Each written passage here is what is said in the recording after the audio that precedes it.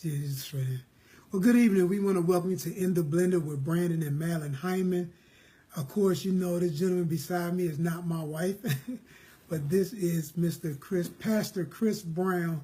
Yes, he's back and living color. And I tell you, everybody's just been hitting me up like when you guys going to be back on. So guess what? I got him back on, and he's excited. He have no idea what I'm going to ask him, but I promise you, it's going to be life-changing. Listen, the last time we had him on, he just started dropping some nuggets. Remember, guys, that clues and nuggets are hidden in plain view. All you got to do is open up and see them. And so tonight, he's going to be dropping some more of those nuggets in, going to be blessing your lives. One of the things that I wanted to do in 2018 was I wanted to expose you guys to blended families on all levels. You know, I think it's awesome when you meet people that have been married 20, 30, 40, 50 years that have gone through this. But I think it's special when you meet people that have been married 2, 3, 5, 10, 15, 17, 18 years, and that have that right now relevant information that can catapult your marriage and your blended family to that next level, that next dimension. Chris, how many years you guys been married? It'll be 7. 7 years. This month. Wow. On the 20th. 7 years. Year so completion. That's the year completion. So there were some things that's been completed in these 7 years that he's going to be able to impart into you guys that's going to just change the trajectory of your marriage, your blended family, your life, everything about you. I promise you. I know this young man, been knowing him for 10 years, and I tell you, there's nothing but good things that I can say about him. Was a little stubborn when I first met him, though. But I had to work with him. You know, these young fellas, sometimes you got to work with them and help them out a little bit. But I tell you, he's just been awesome, outstanding, loves God, loves his family, loves his ministry. True. And so when you meet a man like that, you know that's good ground. And so last time he was here, we talked about how long he's been a part of the blended family. Of course, you guys heard. We talked about the struggles early on, 3 blessings or advantages to having a blended family. What was the hardest adjusting? What was hard adjusting to the blended family? So there were some things that we asked. I encourage you guys to go to our In the Blender Facebook page or our individual page, and you can look them up and you can see what the last broadcast was. But listen, I don't want to run out of time, so we're going to jump right into tonight's lesson for tonight's topic. Go ahead, sir. Before you ask your first question, go ahead. Can I actually go back and elaborate on something? Go right ahead. It wasn't intentional, but after I left on last week, I realized something. Mm-hmm. I lied to you and to them. Go ahead. I've been a part of a blended family all my life. Wow, okay. I was thinking about when I got married. Mm-hmm. But out of 6 kids, I'm the oldest out of 6 with only my father. I've been in a system so long that I wasn't even aware of it. So let me apologize to all of the blended family fans out there and yourself, because it was not intentional, but it hit me. I've been in a blended family all my life. Now, see, I'm glad you said that, but this is why In the Blender is so important, because we want to show the blended family that you can be a traditional family. Right. And see, the awesomeness about it was that you were a part of a blended family, but because you guys were so blended, it didn't even seem blended. Right. There was no difference between my dad, his dad, her mom, no difference in any of that. We were just one unit, and we functioned as one unit. And so when you begin as a blended family, that you can look beyond those dividers or those things that could separate you, and now you look at your unit as a whole, that's when you know you're where you need to be in the blended family. And so I applaud you guys for even being in that place, because a lot of people aren't in that place. A lot of people are seeking to be in that place, and that's why we're here every Tuesday night. We're here sharing and sharing and sharing, because we've been there. My wife, she's a part of a blended family, and now we're a blended family. And so it was easy for us, once we really looked at things, to adapt and overcome, because this is what we know. I come from a family that's full of blenders. And so I saw men take on my cousins as if they were their own children. That's why for me, myself, I've never called my daughters my stepdaughters. Of course, you guys know what I feel about steps, but I've never called them anything but my daughters. So much so that people acknowledge them as my daughters. Even so much so that even their father calls them my daughter. My goodness. Wow.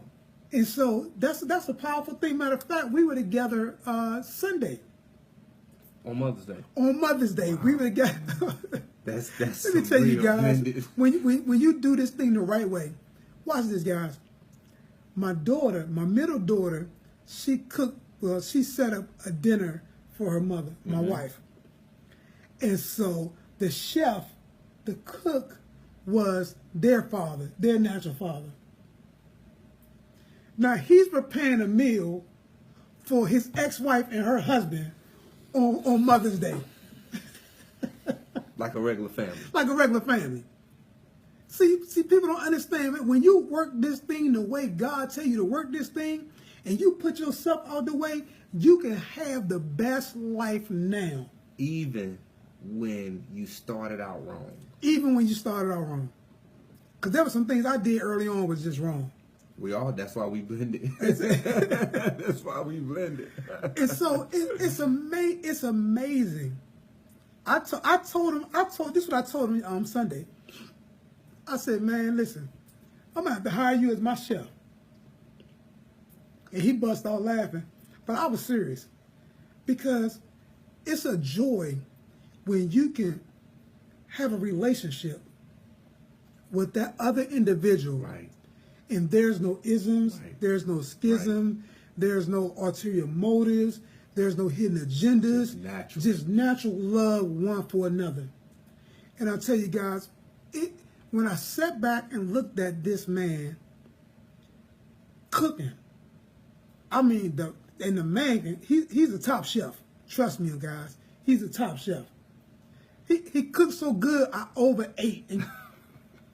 And you guys know me, I'm on this thing now where I'm all about fitness. Yeah. But I overate. Yeah.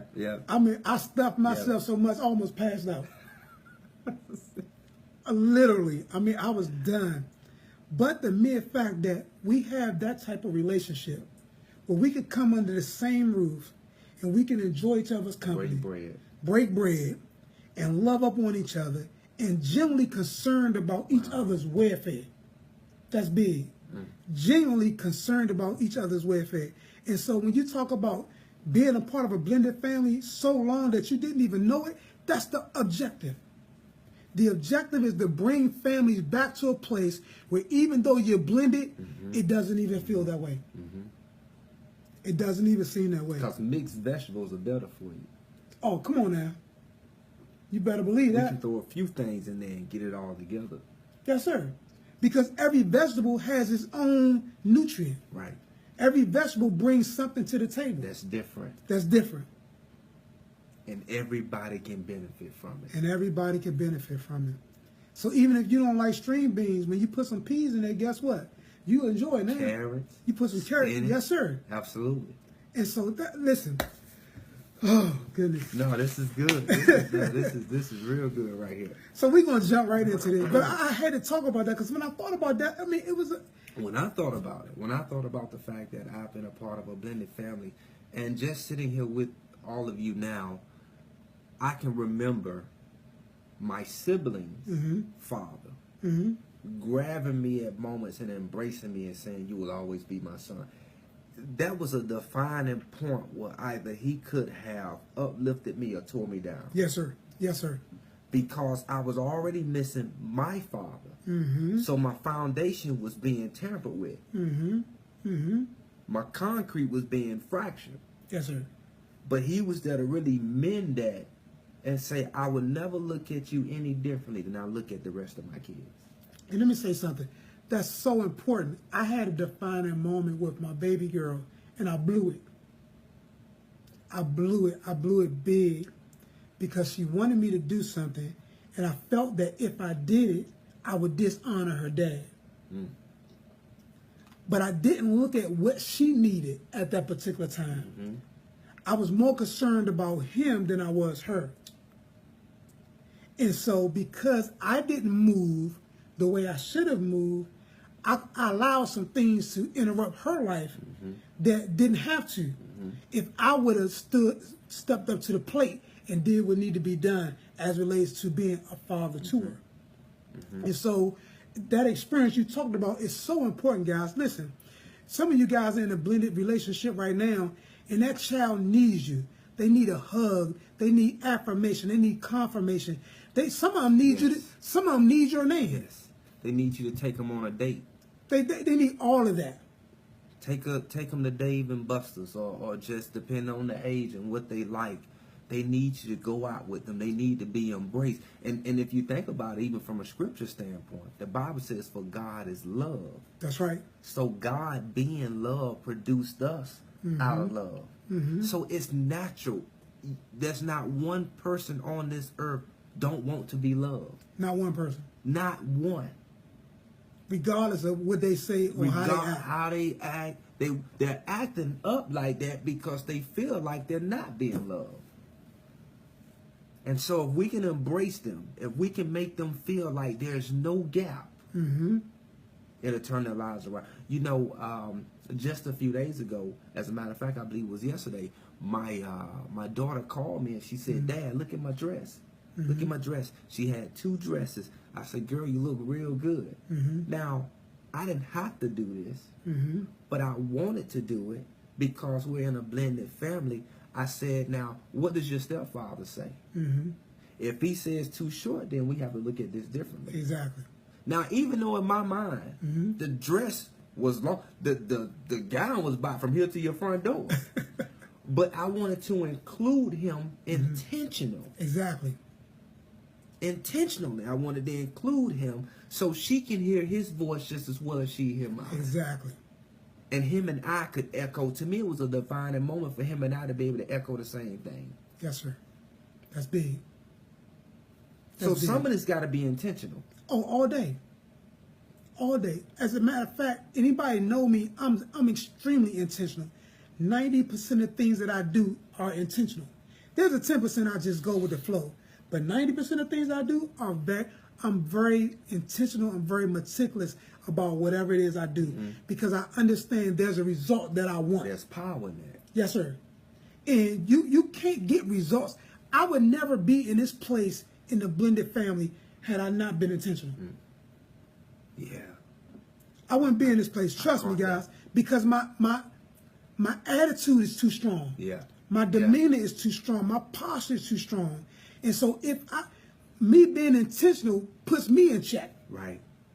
Me being intentional puts everything I want in check and in line, so I don't even have to work hard to get what I want. So in other words, and this is what I'm hearing, pride is destroying some of your blended families. Almost definitely. Because you don't want to submit. And if you don't want to submit and come to a conclusion, a fair place between yourself, 2 lions. Go ahead. Need to come to a fair place where they can understand one another, converse with one another about a particular thing. But ain't nobody gonna take care of my kids. Those are my kids. Or you hear, she over there spending my money on another brother. Hold on, watch this. Both of us, we talked about discipline. Now, I talked to him about discipline, but I didn't talk to my wife about discipline. I didn't talk to my children about discipline, but I talked to him about discipline. And he told me, he said, however way you need to discipline them, I'm on board. As long as you ain't trying to kill my kids. Right. I'm on board. Right. Now, I blew it. I blew it in that area. I blew it in that area. And guess what? He still came to me and said, you missed it. But we can fix it. Right. It wasn't no problems. We didn't have no issues. We didn't have a falling out. We didn't have anything. He set me down. Because he was able to reminisce and be remembered of all of the great seeds you sowed in his life prior to blowing it. Exactly. And all of the love factors that you sowed prior was enough for him to say that man deserves another chance regardless. Almost definitely. She living, She ain't dead. Okay, we can move through this. And listen, we didn't miss a beat as it relates to our relationship, even though I blew it. I'm gonna share with you guys how I blew some stuff because some of you guys need to hear this. I'm not gonna share it now because this is Pastor Brown turn. But I promise you guys, I blew some stuff, and when you hear how I blew it, the way I blew it is gonna blow your mind how blessed and favored I am to be able to walk away from some of the things I've walked away from. So listen, we're gonna jump right into tonight. Okay. So was there ever a time you felt like you had to choose between your wife and your daughter? And if so, how did you handle that matter? And if not, what did you do to put yourself in that situation? No, because my wife never put me in a position to make me feel like I had to choose. See, this comes back to you being with a good woman. Go ahead. This is not just all about me and how I handled it. This is about the woman I was with to understand what she was getting into. So she never put me in a position where I even felt for one moment I had to choose between her or my daughter. Go ahead. So that was the easy one. That's what I'm talking about. But that's important, guys, because too many of you guys are putting each other in a position where you got to choose. Absolutely. And you're choosing wrongly. And you're choosing wrongly. But you're putting yourself in a position where you got to choose. And so you got to first discuss some things. Right. You got to discuss some things. Like what? My son never had a position in my life above my wife. Never. Oh, that hurt some people right there, though. Yes, sir. That hurt some people. That's my only begotten son, in whom I'm well pleased. That's my blood. That's my namesake. But he never had a position in my life above my wife. And why are you protected in doing so? Because it's God's order. Period.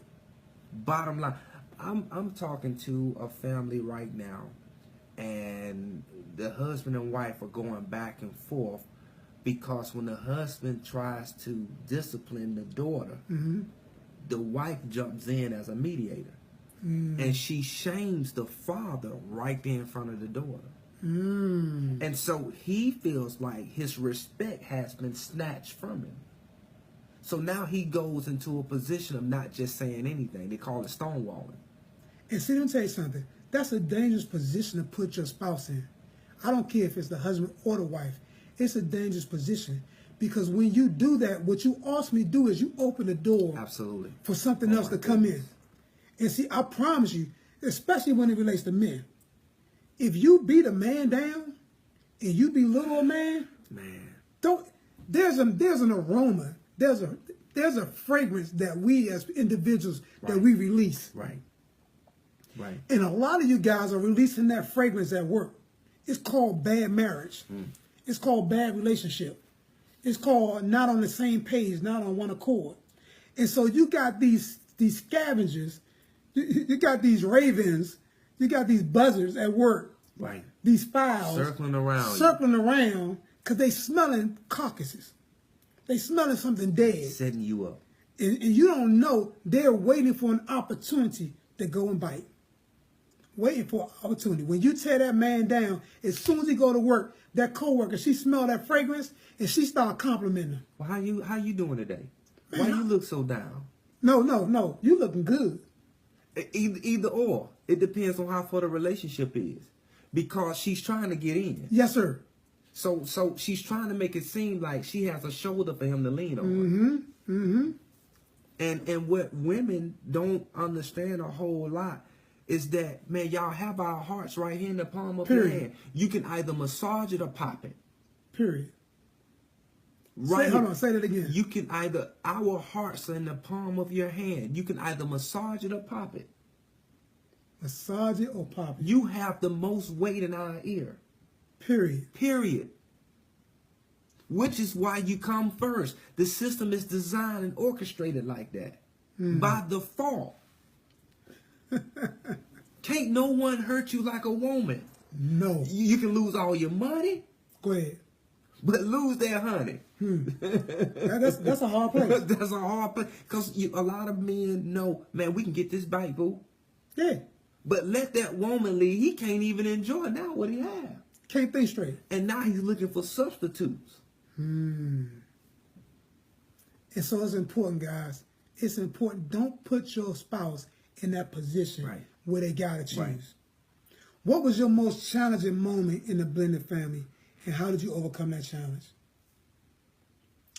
The day that the husband called my house and went off on me, because I had no idea who he was, what he was about, who my daughter was around. I didn't know they were married.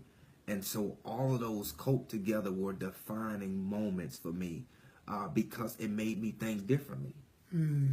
Some of it being I was upset.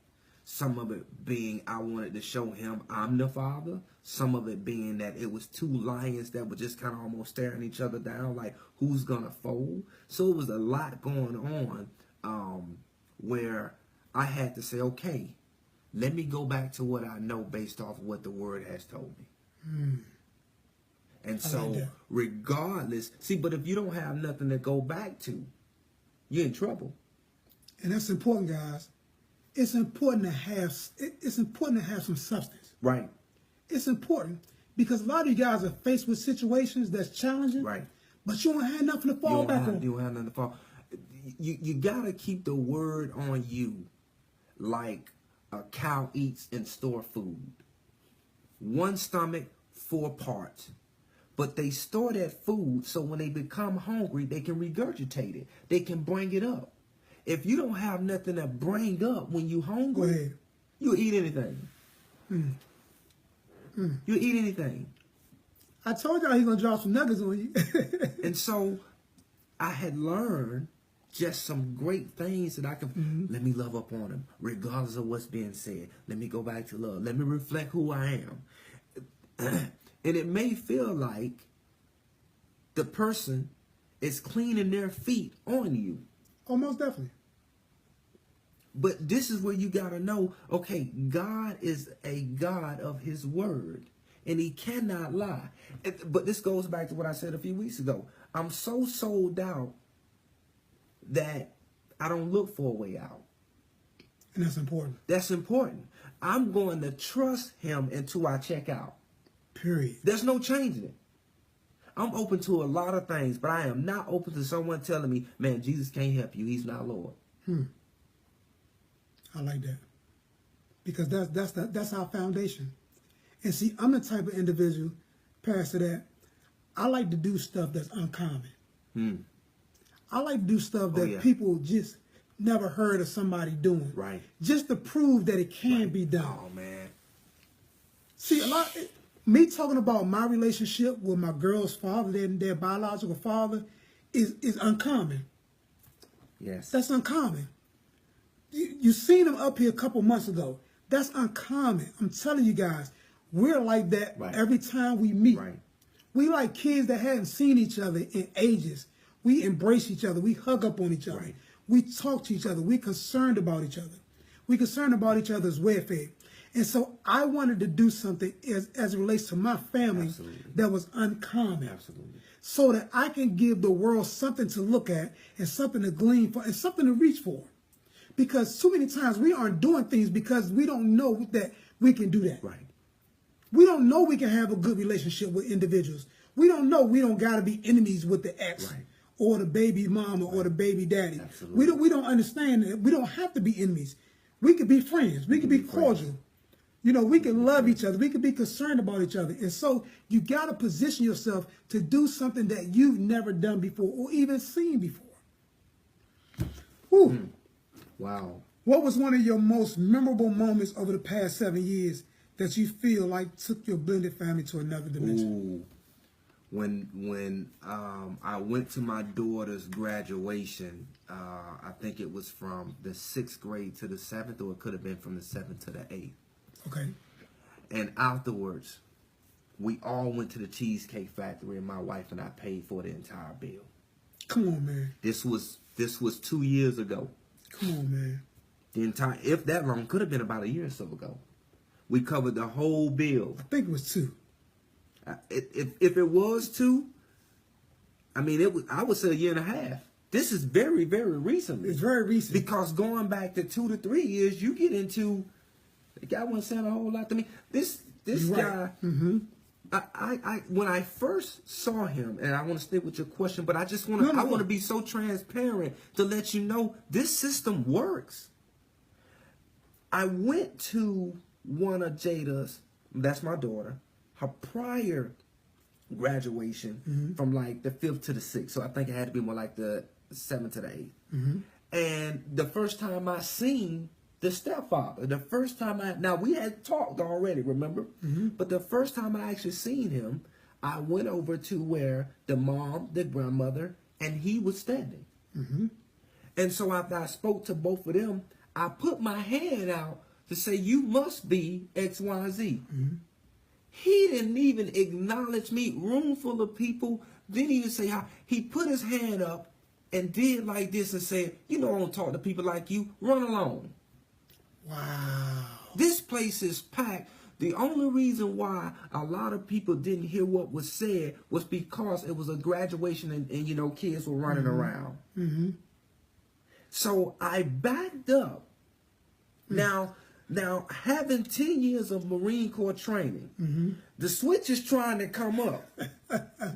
I was going to go there, but go ahead. But the love of God is fighting. Because I know what I know, and I know what I can do to at least defend myself, right? Exactly.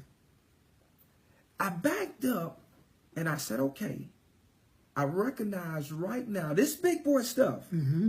Some people are you too spiritual. Call me what you want to call it, but I'm here where I'm at now because of my actions. That's right. Because my response is my responsibility. That's right. And I said, okay, I know what I want to do, but God, what shall I do, and how can I bless him? Can I give him some money? Which I knew at this point he would not take anything. But it was just a strong confession to God to say, I'm willing to do whatever it takes to mend what's been broken. Go ahead. And I didn't hear anything from God, but I at least inquired of him. He was so wrong that when I went to the vehicle, because my daughter was coming back up with me, her mom just looked like, and now part of me is thinking, but that's your fault because what you fed him. That's right. Go ahead, man. We're going to talk about that. But she knew it was so wrong. She was hurt because of how he treated me, and she knew what type of person I was. It resulted back to what she had told him. Because that guy didn't know me from you. Exactly. And see, this is another point here, guys. It's so important. It's so godly important not to belittle the other parent to your spouse. Absolutely. It's so important. Absolutely. It's so important. That's I don't good. care how much you dislike that person. I don't care how bad the relationship may have been. One of the things, I love my wife so much. This woman is mature 10.0. Because she's never said one foul word about the girl's dad. Wow. Either to me or to them. Because she's the type of person like you'll develop your own opinion on your own. So I don't need to say anything. If you deal with them enough, you'll come up with your own conclusion about who that person is, and we'll leave it like that. Do you know how many times I told my daughter when she asked me, Dad, why was that said to you?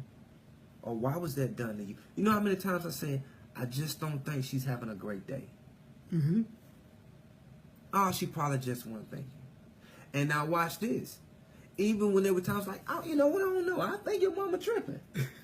My wife would hint at me, which means we need to talk. Hey, you can't say that around her. You can't say that. I needed help and didn't know I needed help because some things were affecting me. Oh, most definitely. I look at my relationship with my son. He's 22 years old now. And I knew his mother was saying things that wasn't right because of his response to me. But I had to take a position that my response is my responsibility. And so since my response is my responsibility, I'm responsible for my response. Right. And so I had to make sure that I was saying things that was encouraging, that was uplifting, that was building, even though I wanted to walk and choke her. Even though I was so upset, I could have jogged to Florida and put the figure four leg lock on. I could have done some things. I thought about doing some one night drive-bys and coming back. But I knew my response was my responsibility. And because of that, I needed to show my son some big boy stuff. And so now watch this. And this right here will help you. If you keep doing what you're, especially these fathers. Go ahead. If you keep doing what you're supposed to do, and somebody is talking to your child negatively, your child themselves will mark it out. Say, that ain't my dad. That's right. That ain't my mom. They don't do that. Your child is more mature than what you think. Most definitely. Because we were. And so what's going to happen is the child will take what's being told to them and reflect it upon your actions, and your actions will drown out them words. Yes, sir. But you're going to have to continue to make good decisions. Because watch this, Pastor. More is caught than taught. See, your actions are what's caught. Right. The words they're hearing is what was taught. But if what you're doing outweighs what they're hearing, then you're going to get the benefit of it anyway. Absolutely. Every time. Every time. There's a friend of mine, I should tell him all the time, don't worry about what your daughter hearing, man. Just keep loving her. Just keep being there for her. Just keep supporting her. I promise you, she'll know the truth. Because you're worried about what she's hearing, but you're not concerned about what you're doing as it relates to being her father. You mind if I expound on it? Go ahead. I'm going to tell you just how important and how powerful this is. You know, our pastors say every now and then, text your hater. I couldn't think of nobody else but them. Right? And so I asked my daughter one day, it was around Father's Day, and I said, sweetheart, should I text him? I said, but now if you tell me yes, you have to justify. But if you tell me no, you still got to justify. She said, Dad, this is not even a thought. You have to text him because that's who you are, in spite of how people treat you. Go ahead. That was so powerful to me, for my daughter to spend more time in that household than my own household, but to know my actions still speak louder than anything else. My goodness. And I texted him. He said, who is this? I don't know you. And when he found out it was me, he didn't text back. Come on. Come on. Come on. He didn't respond, which was an indication that he still don't like me. But watch this. We ain't in there for you to like me. You just need to know the love of God.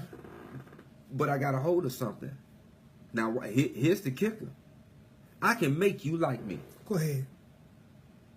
Oh, boy. We lost some viewers then. I think about 200 fell off. No, I can make you like me if I simply work the word long enough. The word has enough power in its package to turn a person's heart. I've used it on the biggest and the baddest of them. I had a guy I spoke to for 2+ years on my job. He never spoke back. Hey, sir. Hey, sir. But I was determined, you're going to come my way, I'm not going yours. One day he finally stopped and said, hey. They didn't call my name. Eventually, I went from just being hey to, hey, chaplain. Now I become a chaplain in your eyes. I wasn't even ordained as a pastor yet. Right. Now guess what my nickname is? The Good Bishop. The Good Bishop. The Good Bishop. He stops me now. I like your shoes, Bishop. But this man would not speak to me. And some of us, we have a 3-strike rule when the man got beat 39 times. Go ahead. Go ahead. How are you calling yourself a believer gonna have 3 strikes? Who gave you that? My goodness. If they just do it one more time on One more time. Man, what if Jesus would have did us like that? One more time. Forgetting how we do. Forgetting how we do. Forgetting how we act. But you put markers on somebody else. Listen, oh my God, what time is it? Oh my God. Whew. Is that it? I thought we was going to finish this up, but Ask one more question. Give him one more. We're going to close it. Okay. Give him one more. Okay. Remember, I don't know what he's asking me, so And he don't. this is just truth. What advice can you share with other blended fathers to assist them in winning and succeeding? That's good. And that's going to be our final question. That's good. That's good. Parents, fathers, moms, look at the situation to be more beneficial for the child that they now have 4 family members and not just 2. And you got 4 different people with 4 brilliant ways of thinking to better enhance that child or them children. That's right. And when all 4 brains, when all 4 masterminds come together, oh man, you can instill some authority, some power in that child that can change this world. If you start looking at it in a perspective or a point where 4 of you can handle this thing and not just 2. And that's not what we're doing. It's not just my wife and I. It's my wife and my daughter's mom and her stepfather.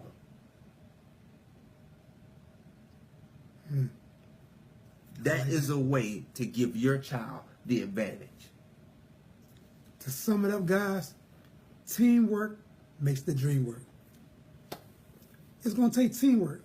It's going to take a collective effort from every single person to ensure the success of that child. Remember, it's not about you. Don't make it about you. We understand that it's not about us. That's the reason why we've been able to have success in this area. Right. Because we've never made it about us. It's always been about the child or the children. Because at the end of the day, children are like arrows in the hand of the parent. It's our responsibility to shoot them and catapult them into the place that they've been designed to be in. And you can't do that when things aren't right. Absolutely. You can't do that when there's bickering and arguing and frustration and division and all these evil things that's in the household that's designed to stop you. Absolutely. Listen, guys, I love you. I thank you so much. I thank Pastor Chris for coming on with us one more time. I don't know. I might got to bring him back again if the schedule permits. I don't think it's going to be soon, but in the near future, we'll have him back on to close this thing out because it's just so powerful. Again, I know this man. I've known him for over 10 years. He is a man of God. I love him. This is my baby brother. I adopted him when I first met him. He didn't know that, but he didn't know I was making him like me. Blended family. I was making him like me, and so because I'm real meticulous. I'm real purposeful in things that I do, but we love you guys. We thankful. Listen, if you got any questions that you want to ask Pastor Chris, you can reach us at weareablendedfamily@gmail.com. Again, that's weareablendedfamily@gmail.com. Anything you want to know as relates to the blended family, as relates to his relationship with his daughter, as relates to the other family, you can hit us up at weareablendedfamily@gmail.com. And remember, you chose to be a blended family, now choose to be successful. We love you guys, and until next week, bye-bye.